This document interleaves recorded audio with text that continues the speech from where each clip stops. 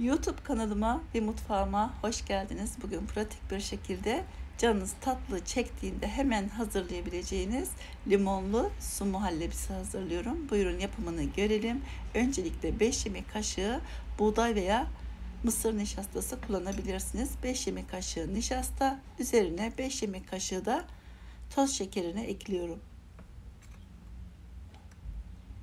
Üzerine 1 litre soğuk su ekliyorum. Güzelce karıştırıyorum soğuk haldeyken.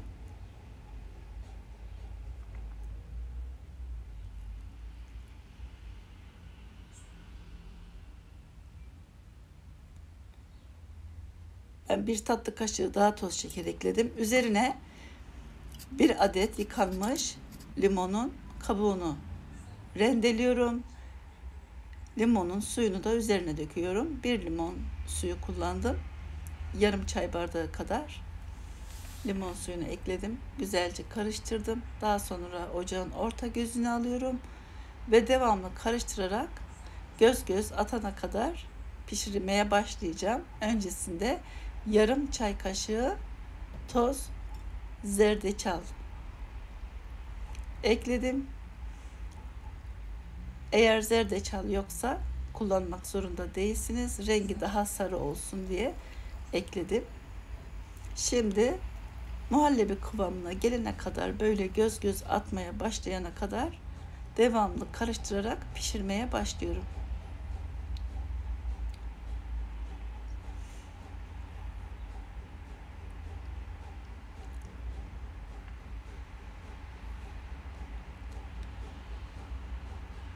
Evet, görüyorsunuz hemen yoğunlaştı. Yoğun bir kıvam aldı. Göz göz atmaya başladıktan sonra yaklaşık 3-4 dakika daha devamlı karıştırarak pişirmeye devam edelim.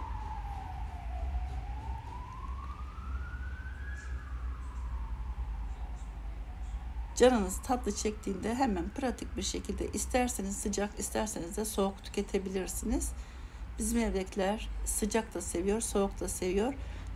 Çok sevilen bir tatlı.